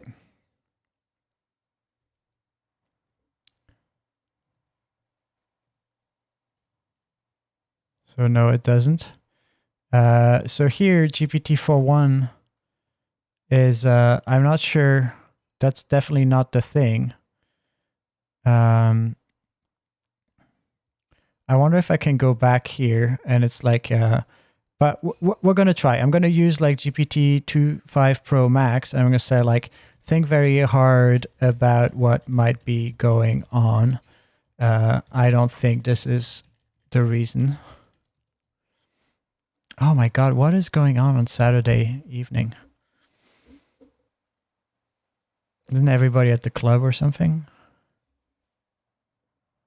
All right, so this is also, even if this doesn't help us at all, this is a way now to familiarize myself with the architecture of what was built, right? Because it goes really deep into the details and explores a lot of the areas that have been built.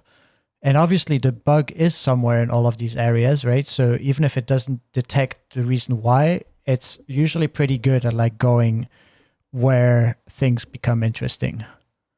So I think this might be the serialization to disk. Because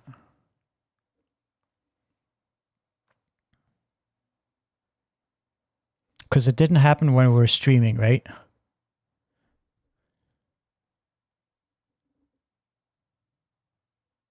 Handling of multiple runs. The reload latest session is this. The RTK query update logic might prepend new live events. If the frontend receives the historical batch first, containing step started, and later receives the live step finished, the dashboard logic iterates over the combined list if it sees step started before step finished. So this might be an issue with the dates in there as well. So there might be like a bunch of different reasons here that it might be doing this. And another idea that I will try out the next time I work on this is compared to the Python version, and then also like add MCP tools to query the servers, APIs, and to load the SQLite, right? Like both of these MCP tools might be pretty big, might be pretty useful to debug the issue actually. And I don't use MCPs enough. I should do this more often, to be honest. So that's what I'll do next time. I'm going to have, tomorrow I have to work on my own stuff for my personal things. So I won't be streaming that, but I'll be using quite a bit of MCP to work with that because I have to do like financial stuff and such. And so I will use the SQLite MCP to do so, which is going to be pretty fun.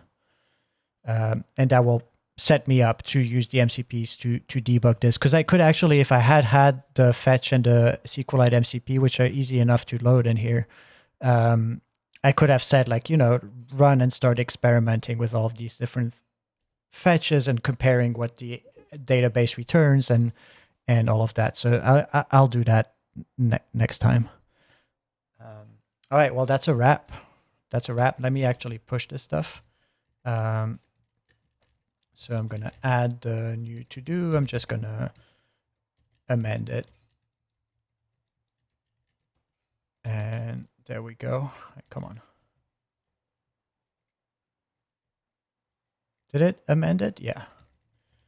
And there we go. We're pushing it. And that's it for tonight.